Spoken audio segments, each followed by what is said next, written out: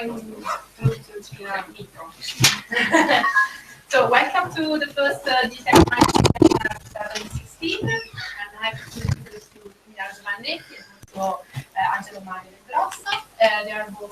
They are both researchers and one engineer. Yes. Yeah. Fellow researchers. Yeah. Of the Istituto Linguistico Nazionale in Pisa of Nazionale delle Ricerche. Emiliano is the head of the Literary Computer Laboratory of ILC, and so he will talk about this laboratory and activities. Thank you very much, Rachele, and thank you all for your invitation. It's been really a pleasure to be here.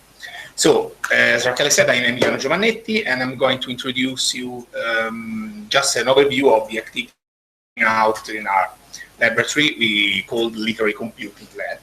Don't know if the name will be the same in a month or two. We'll probably change that, but anyway, we are Literary Computing now. Who we are?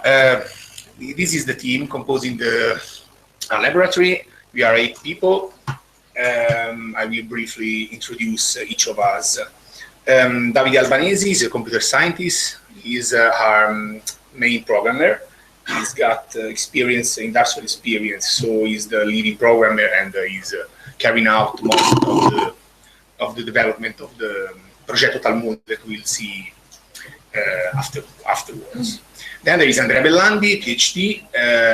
His expertise ranges from ontologies, knowledge engineering, mostly knowledge, let's say that, and he's now carrying out also the work concerning the research on computer-assisted translation, again on the Progetto Talmud, Progetto Traduzione del Talmud Babilonese. We have also added some the languages. We are able to talk or use mixing up in some sort of funny way formal natural languages. Then there is Giulia Benotto, PhD.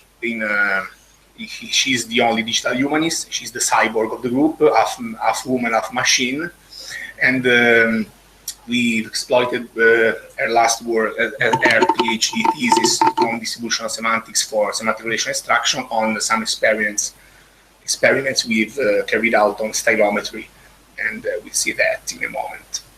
Then there is Angelo Mario Del Grosso, our chief engineer, Scotty of the enterprise, and he's information engineer, but he's also a computational philologist, and so his expertise is really precious to us.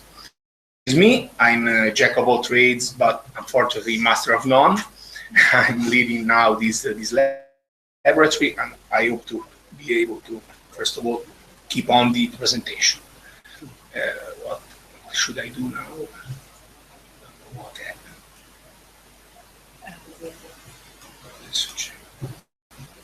Just a moment, we are trying to understand what happened. I think it's Adobe.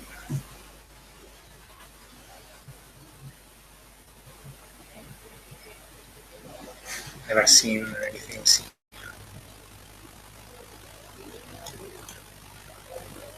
Okay, this one.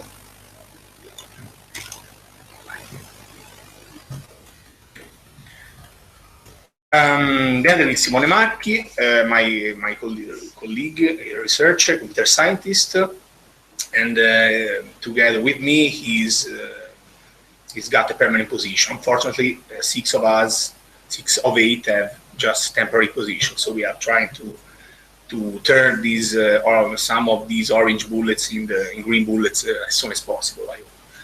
The Wafanali is from Morocco, and she's our Arabic expert. She's worked mostly on the Greek into Arabic project, an ERC advanced grant for which we developed an application that we'll see later. Last but not least, Silvia Piccini. She's a linguist, pure linguist. She knows a lot of languages, and she's now expert of computational lexicography, terminology, ontologies, and in general knowledge. Then, after the team, the mission.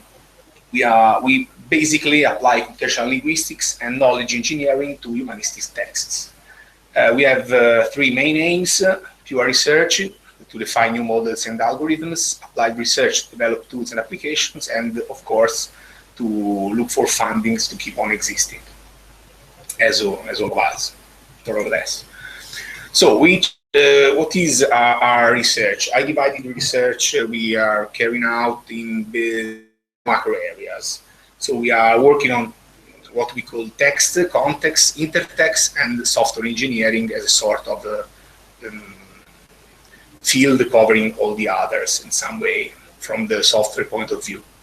And I'll introduce some focuses on some of these subfields I've introduced here in these boxes. Maybe I can be more clearer afterwards. Which are the projects we are working on? We've got 3 active projects and some concluded ended projects, among which there is the Greek into Arabic, where some of us have worked on, especially Wafanali and Simone Marchi, and me for more or less 1 year. The active projects are the first 3. The Progetto Traduzione del Talmud Babilonese, where our role, the role of my institute and my group, is to develop a web translation environment, which we call Traduco. And if we'll have time, I can show you a demo of Traduco at the end of the presentation.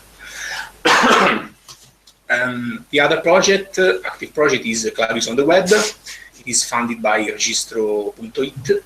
And our roles are to propose, to define and propose models and tools for text annotation, lexicon, and ontologist construction.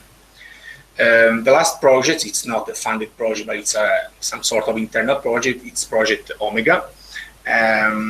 Project Omega aims to design and develop a modular, what we can call a modular digital scholarly platform.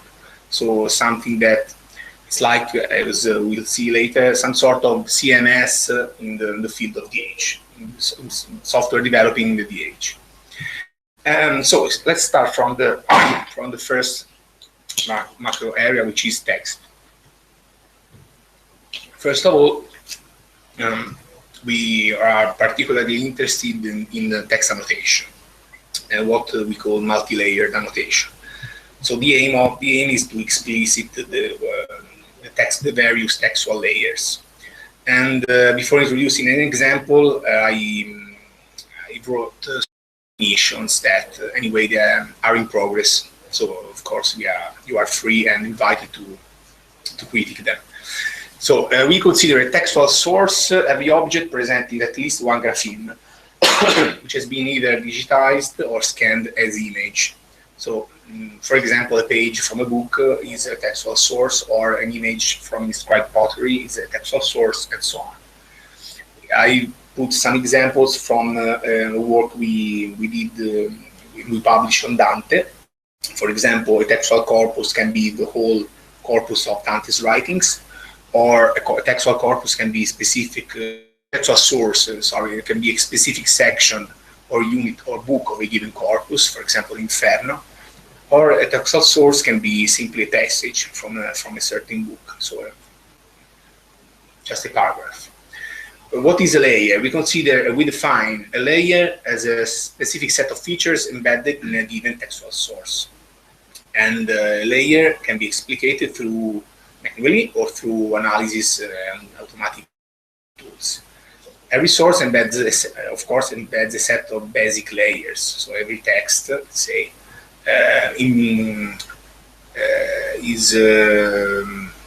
contains, let's say, at least a grapheme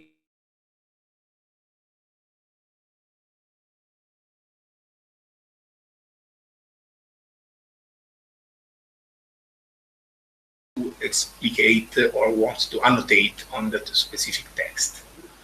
An element is an atomic unit constituting a layer. So, for example, a grapheme is an element of the graphemic layer, a phoneme or a term is an element, of course, of the terminological layer, and so on.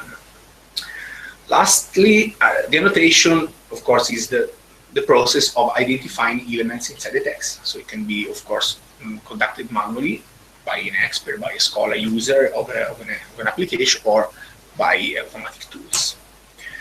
This is an example of multi-layer annotation using a standoff annotation model adopted in this case to a small snippet of text from the letter of the Clavius on the Web project.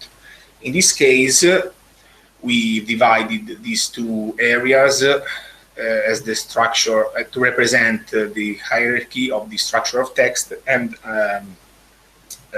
below the structure of document. It's how we intend to manage the overlapping hierarchies, since here you can see that this is the token layer, constituted of course of tokens.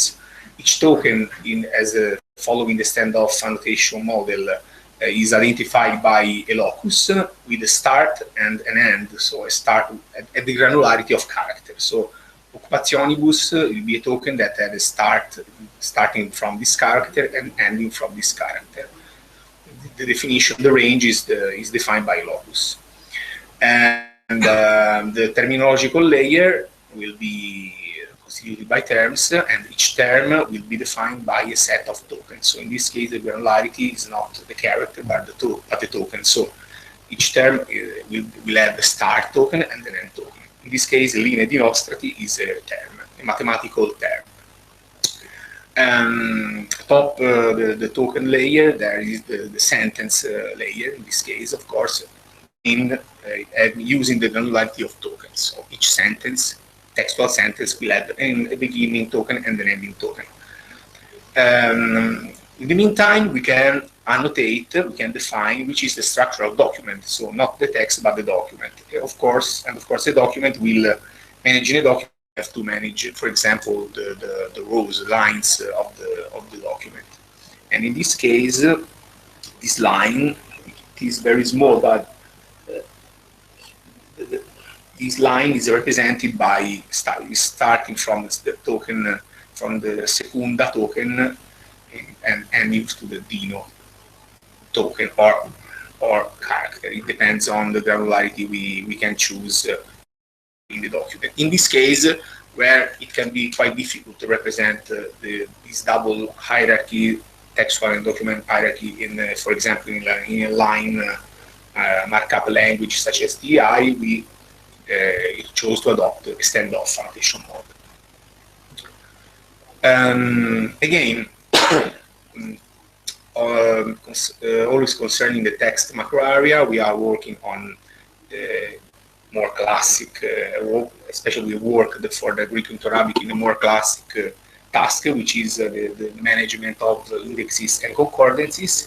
In this case, you can see a screenshot of the G2A web application developed for the Greek into Arabic project, where you can see the search form, the advanced search form, where a user can look for parallel pericopes, parallel chunks of text, Greek and Arabic pericopes, since the project was about the translation of the Plotinus Enneads in Arabic, by choosing some words, inflected forms or lemmas in the Greek section, and some words or roots in the Arabic section, and look for pericope matching the query, the inserted query, the chosen query. Anyway, we can see it online in the demo section. Under the hood of the G2A application, of course, which enables the linguistic search, there are tools for the automatic processing of language, both of Greek and Arabic. So you can see that each Greek form is accompanied by a part of speech and a lemma, and as you can see clearly see, each Arabic form is accompanied by I don't know if this is the grammar. Okay, grammar information. Okay, I believe you. I trust, and probably some morphosyntactic information.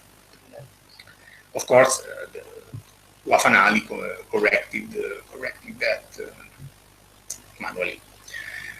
Again, concerning text processing, as I said before, talking about Giulia Benotto, we started from her PhD thesis to experiment the application of the distributional semantics models to stylometry.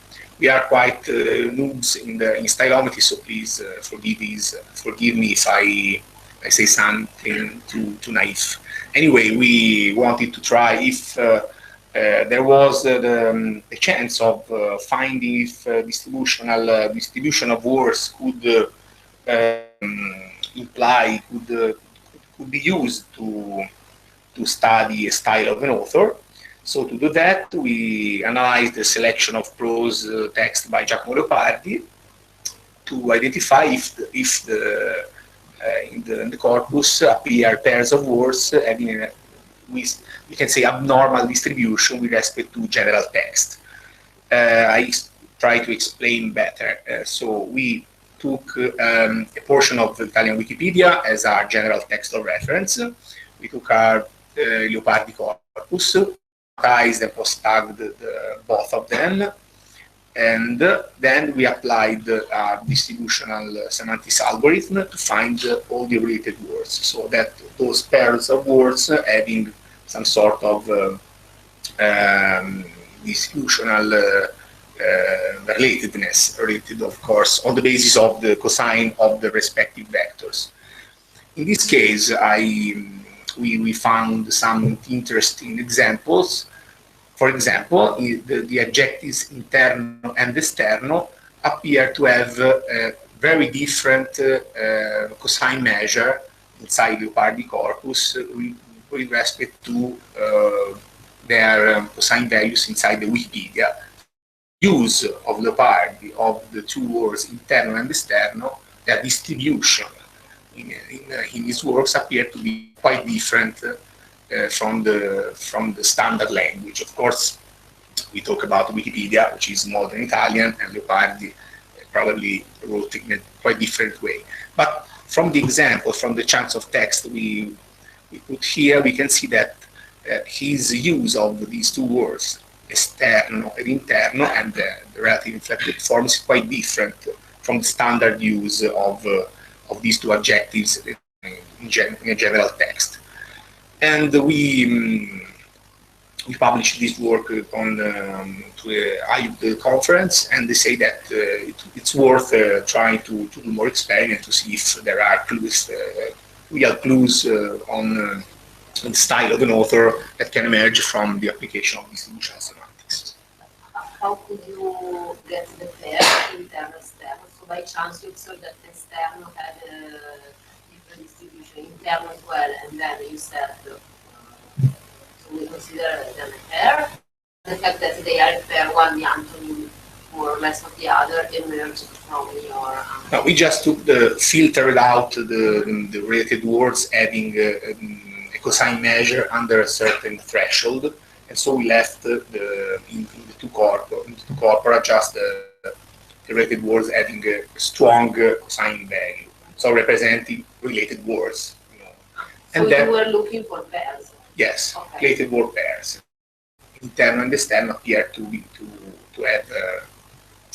be related to each other, as of course as we could expect. And then we compared the of the two of each pair appearing in both the lists.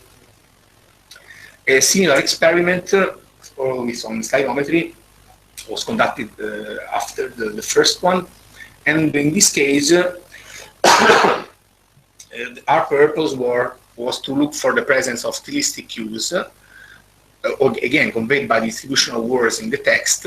In this case, as an indication of distributional stylistic fingerprint of each author, and similar to it's an experiment similar to the first one, but we try to measure in some ways the presence of this stylistic cue. And how we did that? We did that with a simple authorship attribution task.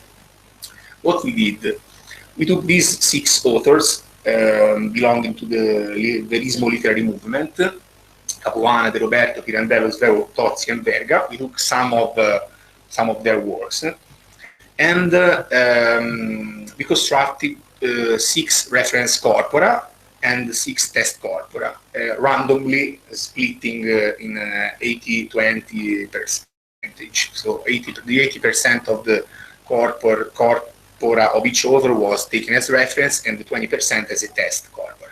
Then again, we linguistically analyzed the texts and applied the same algorithm of distributional semantics.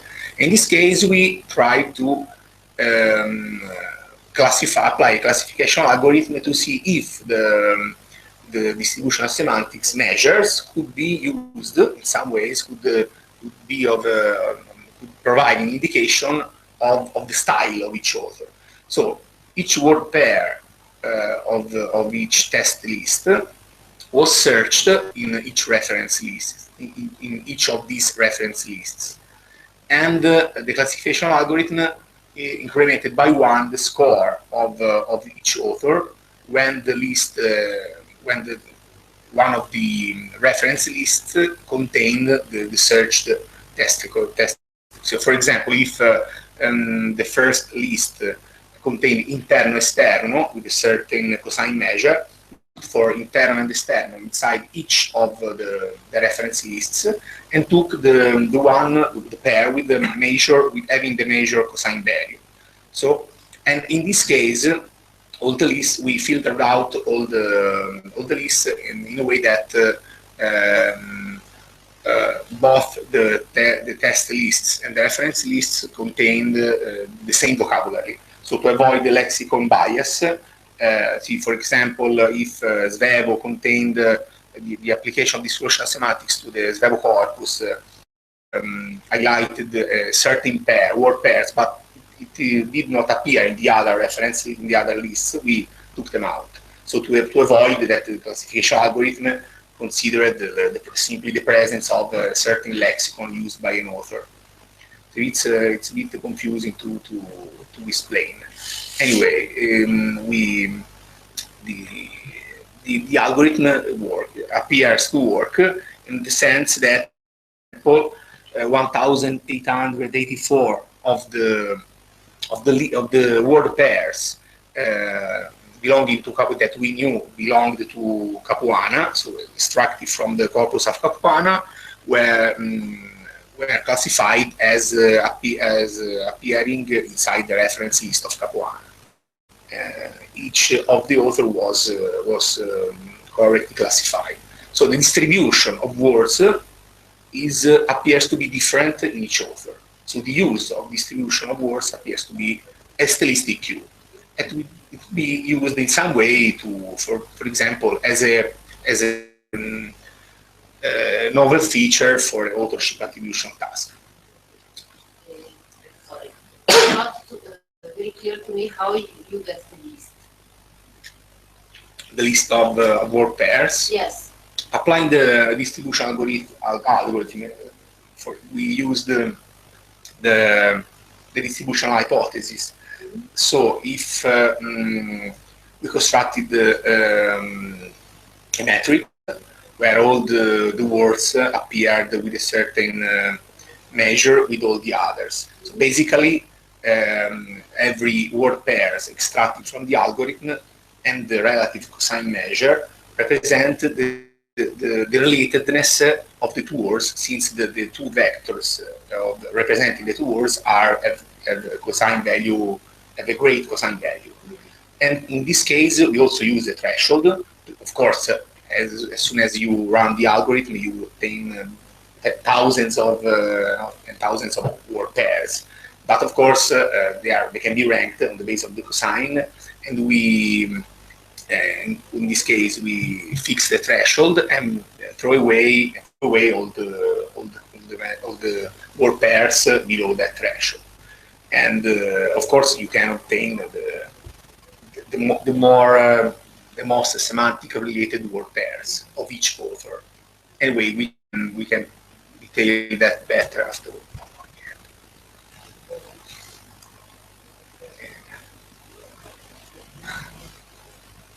Just a minute.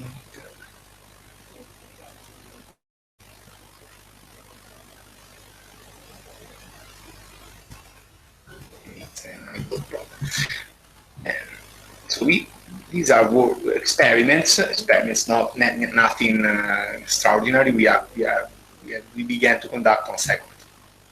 Now, regarding the context, the first work we are conducting regarding everything it can be related to a text, but not the text itself. So the lexicon, the ontology, the metadata, etc. We call that the context. The first notion I'd like to introduce is the text ontology. So we introduced some sort of new kind of ontology, new kind of ontology definition, which is the text ontology, which is nothing more than a representation of a specific text. So it's not the classification based on, for example, the degree of generality of an ontology as one of the first classification of ontologies provided by Nicola Guarino. So classifying ontology between top-level ontology, domain ontology, task ontology, and so on. But we intend a text ontology as simply a formal representation of the content of a specific text, being that a whole book or a single textual passage. And which is the purpose? Why we introduced this concept?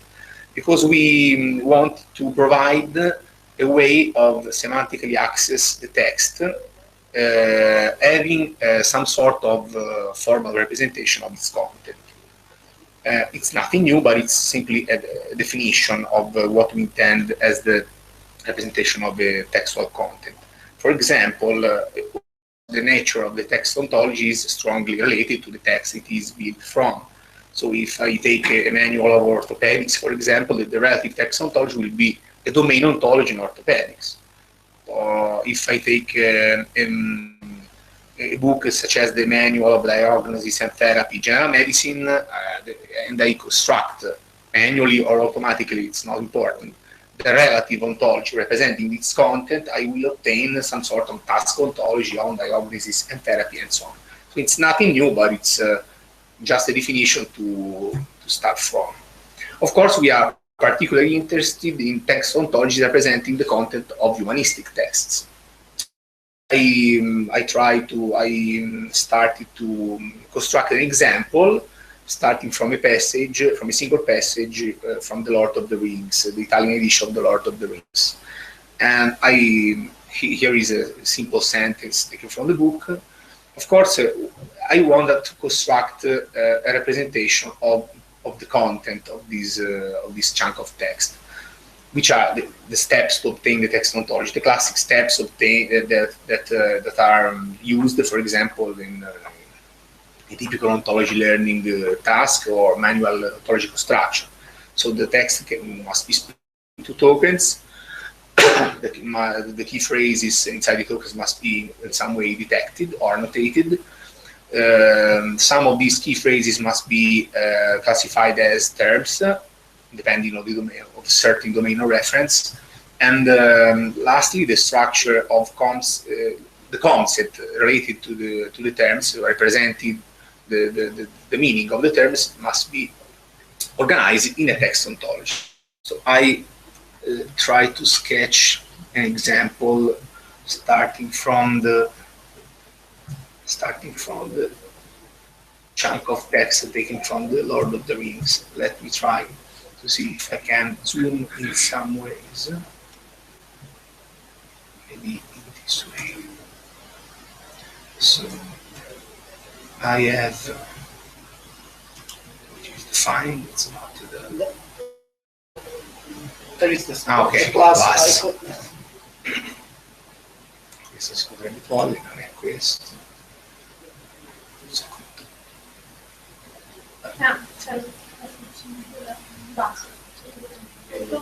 Thank you. So here is the middle of this huge slide, our text. So this is our textual reference. Again, I have a list of layers that can be constructed atop the considered text. So this is my textual source in this case. For this example, I will have again a list of, in this case, an order, the list of tokens. So the first token is the word "fu," starting from the granularity of character from the first character ending to the second character, and so on. Then I will have a lexicolinguistic layer, in this case, granularity of token, where each token will be analyzed, and each element of this layer represents the linguistic analysis of the token. Then I will have more layers, the key phrase layer, the terminological layer, where some of these key phrases have been chosen to be terms belonging to a certain domain. And for example, I can have an identity layer, and each layer, of course, I wanted to introduce. This is a representation using a simplified version of the Lemon lexicon model of some of the words I've annotated as interesting lemmas or interesting terms. So I will have a lexicon composed of a set of entries, each one having a canonical form. I can have alternate forms on the basis of the Lemon lexical model. Each lexical entry will have a sense, and some of these lexical entries will be terms. Will be terms in the sense that they will have a domain of reference, in this case, the Tolkienian universe. So in Italian will be a term, of course, in the domain of Tolkienian universe, Vecchio-Tobia, Decumano, and so on. The sense can be related to each other via the broader or narrower relation. Again, on the basis of the Lemon model, I can have, in this case, I must have a language of reference for my lexicon. In this case, I have put Italian as the language of the lexicon. I put English, an English version, and another version of one of the interesting lemmas, which is the original name of Erba Pipa, which is pipeweed in English, which should be expressing in a language that Tolkien invented, which is the Gondor Sindarin. Of course, each of these lexica relates via the reference Lemon relationship to the concept of Erba Pipa, in this case, or of course, each sense will have the concept of reference. Is the level of the text ontology. It's arbitrary in some way, so the text ontology will represent the content of the text, but of course on the basis of what is the purpose of the ontology. The purpose, from our point of view, is to have an access, a semantic access to the text. So if I want to access the text on the basis of each of occurrences of words regarding tobacco in English, I can browse, I can navigate the text ontologies, find Erba Pipa and all the species, the various kinds of Erba Pipa or pipeweed in English inside the ontology, and then navigate to the lexicon, and from the lexicon navigate to the annotation of the relative of the respective lexemes. And this is a quite simple version of what we intend as integrated textual contextual model and for text ontology. I've put here three characteristics of this text ontology, which is the type. The text ontology in this case it's some sort of domain ontology, because it formally describes the ontology of the entity, the concepts regarding the Tolkienian universe. The dynamicity of the ontology is static, and the uncertainty is crisp. I introduced these two characteristics because we consider two more. Because we've introduced, we are working on what we called atypical ontologies.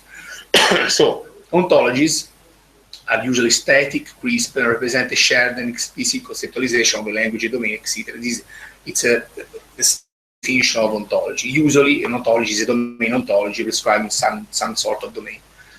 Since we wanted to formalize the ontologies representing the content of some letters we studied inside the Clavius of the Web project. So some letters that Christoforos Clavius, a Jesuit mathematician, that he received in his life. We wanted to represent the content of these letters. The letters were about mathematical and astronomical concepts, representing specific authors' points of view. Why we needed to move from standard ontologies to some new kinds of ontologies. New, not really new, but we didn't invent nothing, but we just try to define some knowledge aspects we wanted to be able to manage, to manipulate and construct these text ontologies.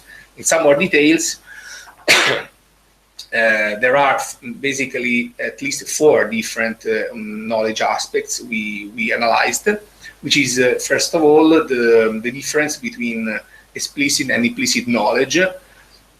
Since a text ontology can structure, must be able to structure both the entities that are explicitly evoked in the text and typically denoted by terms, but also entities implicitly entailed as evoked, not explicitly evoked, but present in the sense that it is assumed that the reader of the text knows, have the background knowledge, allowing him or her to understand the meaning of those entities.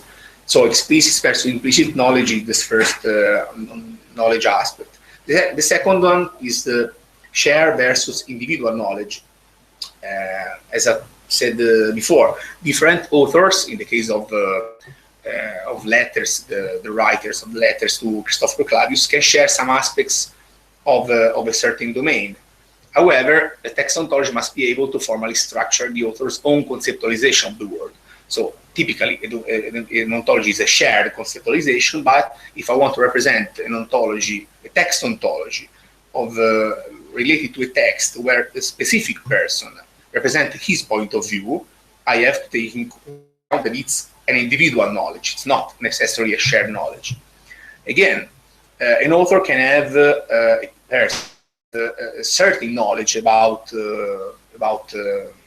state of affair or an uncertain knowledge. So the text ontology must be able to express the confidence the authors have in some theories or in the presence of a property linking to concepts or the existence of an instance of a certain concept and so on. So we have to inside the ontology, to associate to each of the entities of the ontology a degree of certainty. Lastly, a text ontology can be dynamic in the sense that, as we'll see in the example of the following slide, a point of view, representation of the world, of the knowledge of an author can change in time. So if, for example, and here is the next slide, the Galileo's conceptualization, in this case we consider Galileo, in addition to Clavius, of Jupiter's moon changed on the basis of his observation with the telescope, and I want to represent formally with the text ontology this change of mind, I have to construct, to build, to realize a dynamic ontology. Since a single snapshot will represent his conceptualization of the world in a certain moment.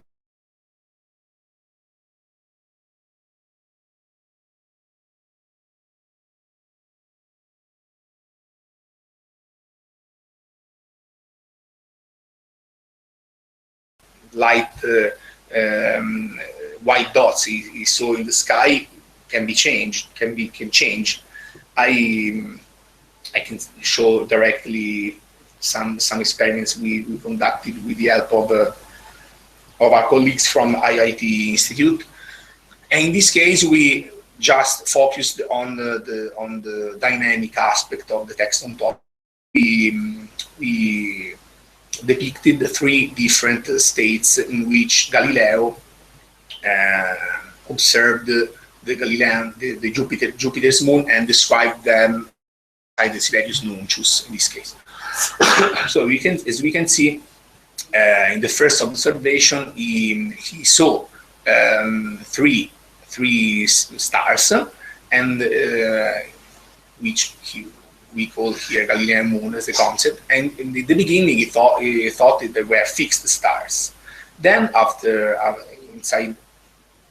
some days, he observed those stars again and found out that those stars, or little stars, were moving. And then he discovered the Jupiter's moon.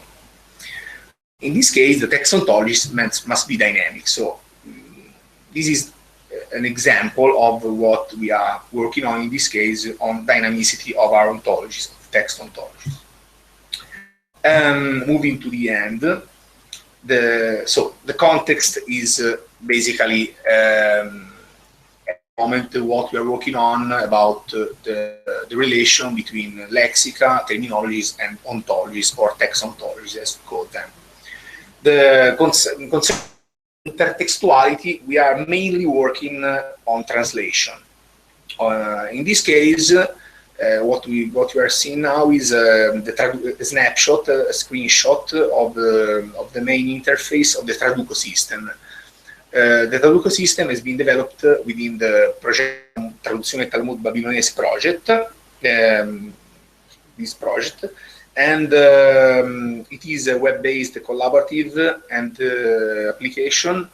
It differs in ways from standard CAT tools, computer-assisted translation tools, since it is oriented to what we call interpretative translation. So, for example, standard CAT tools are mainly used to translate manuals or legislative documents. In the case of the translation of the Babylonian Talmud, we had to provide some way of support the translator to a translation required an interpretation, a deep interpretation of the text. And why? Because the Babylonian Talmud, but any other ancient text or complex text, not necessarily religious text, can be quite complex to translate, very complex to understand if you cannot, if you have not studied, if you are not a very experienced scholar and knowing exactly what you're reading about. If you have to translate a text, as the Babylonian Talmud, in this case in Italian, let a reader, Italian reader, not expert in rabbinic literature, understand the content, you have to interpret and trying to find a way of translating it and let it to be in a way that it can be understood by users. So which are the main characteristics of this system oriented to interpretive translation? It allows to manually segment and structure hierarchically all the source text being translated. For example, the various treatises composing the Babylonian Talmud. It must allow translators to distinguish between literal translation and explicative addition that the translator can introduce to paraphrase in some way the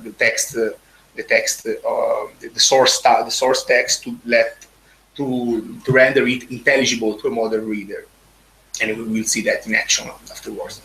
Then it must provide strong revision support and versioning, since a translation of important work and monumental work in some ways, as the Talmud requires many users with having different profiles, so translators, revisors, supervisors, and also editors. So those users that must prepare the layout for the final printing of the translation, and so on. Okay. Some hints about the Traduco instantiation for the translation of the Babylonian Talmud. Traduco is a web application implemented in Java. It uses MySQL database, and it incorporates, as any other computer-assisted tool, a translation memory. So translation memory is basically a database, a table containing source segments and the relative translations. So the main purpose of translation memory is to propose to a translator already done translations. So if I am going to translate a text and some other translator already translated that text or a similar text, the translation memory must provide the translation that has been done. So not to reinvent the wheel every time, to retranslate the same sentence every time. Translation memory is a particularly useful tool. It's for the translation of the Talmud. Talmud is quite repetitive. So it includes many formulaic expressions and so on, not differently from a manual, from a standard manual. And in this case, the track takes in translation are at the moment 14 out of 36. The translated tokens are about 700,000, and the translation memory contains more than 100,000 segments.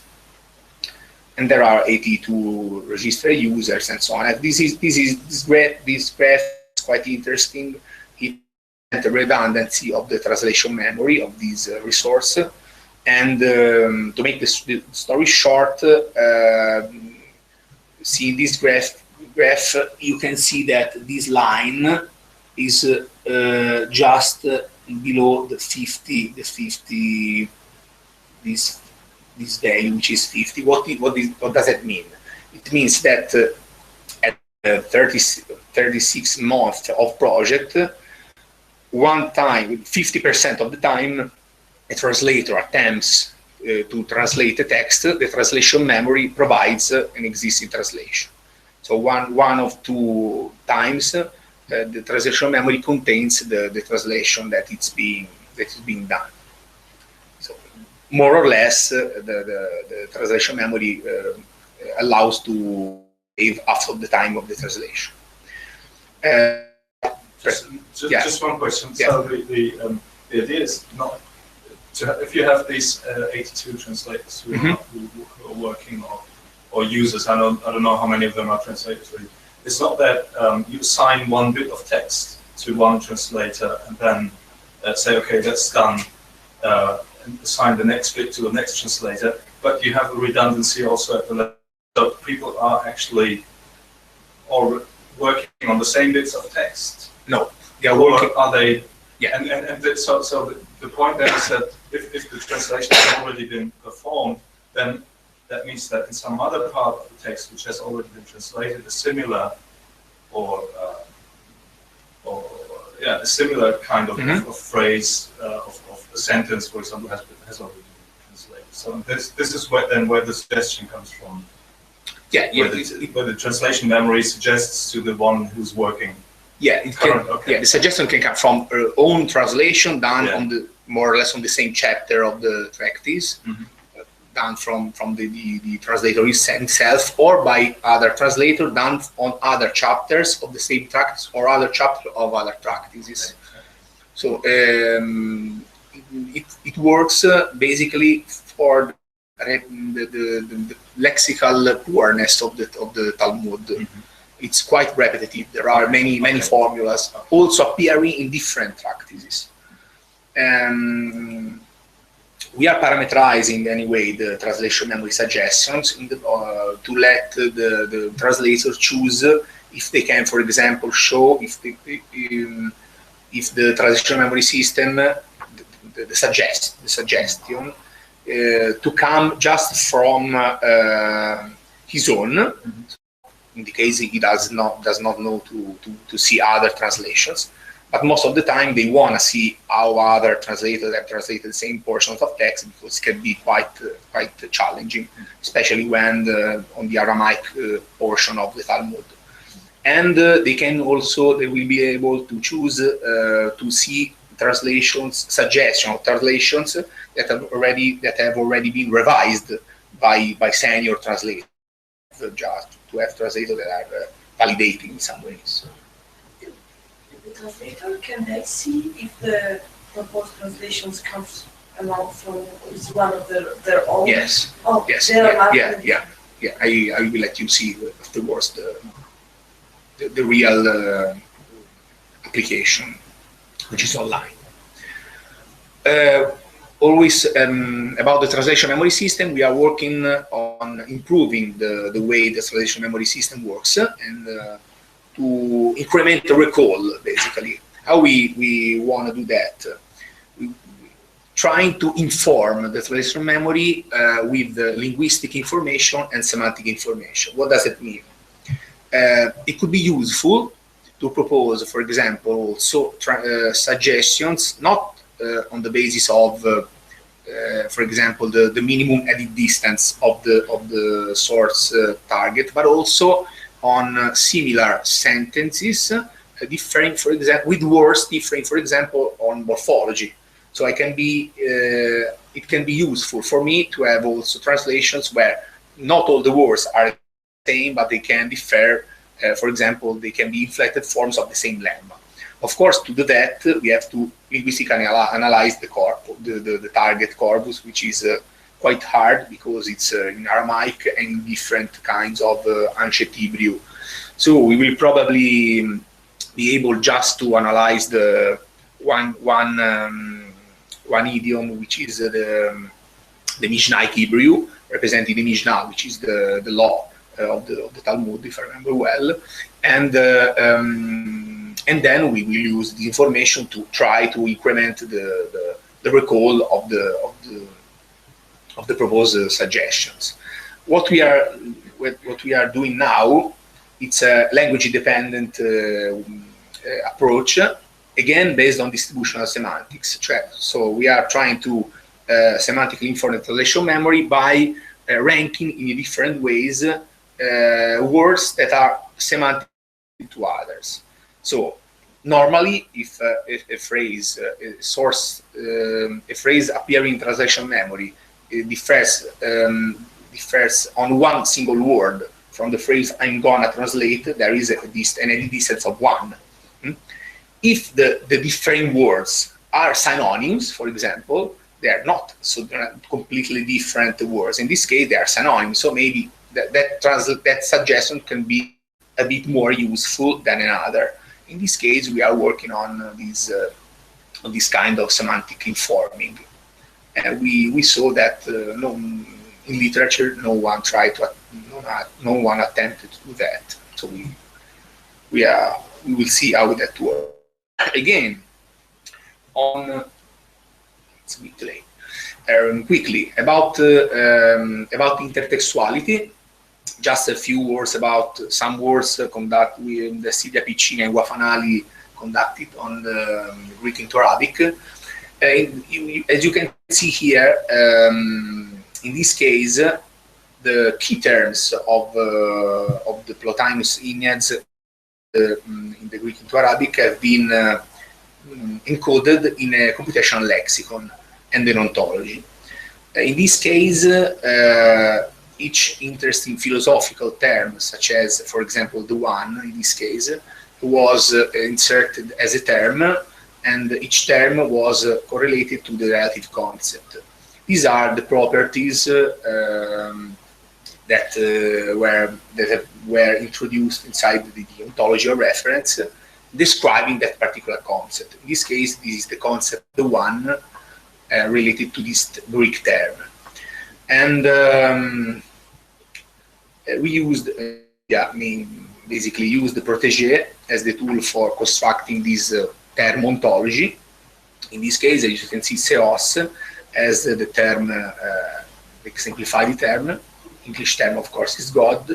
And as you can see, the interesting thing was to study the translation of some interesting philosophical terms from Greek into Arabic, of course. In this case, the Greek term Theos, as you can see from this property is translated as was translated in 4 different ways by the Arabic translator.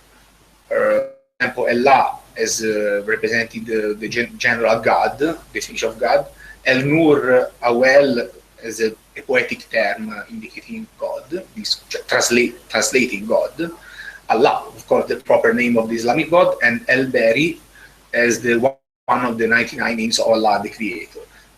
It was interesting to see how and why the translator adopted this particular translation. It was done in this way. These are passages, particular specific passages of the Enneads, and as you can probably see, there are also French translation here. For example, when Plotinus questions the existence of God, the translator chose to translate Theos in Ilah, and for example, standing for divinity. When the translator introduces his point of view to confirm God's existence, he uses Allah.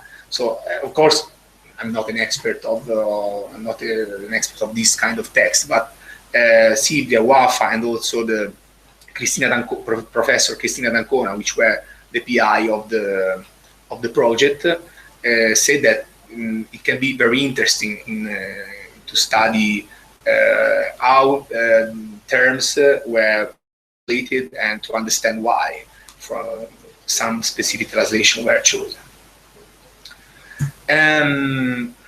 Lastly, a couple of slides on the which is software engineering.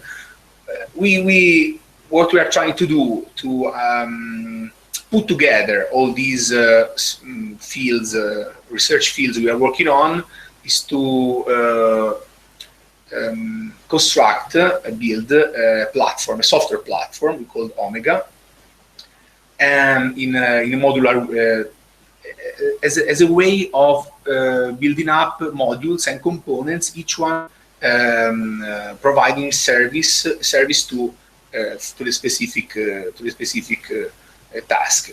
So, for example, our platform will provide a module for text processing, a component for assisted translation, for multi-layered annotation, and so on. And we started from the very basic definition of the entities, textual entities that can be defined to start by building this kind of platform. Why Project Omega? Our idea is to ease and improve software development in the DH. As I said before at the beginning, we are maybe the analogy I like is the CMS for web development. So we try to propose this project as a reusable, flexible, extendable, and maintainable software artifact for the digital humanities, and which are the steps necessary to develop Omega, this platform.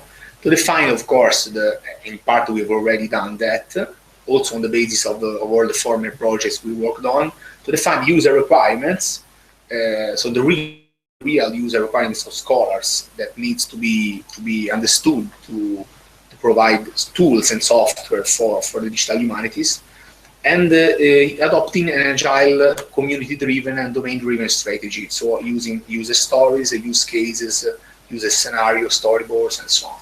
It's a quite complex software engineering approach to the definition of Omega.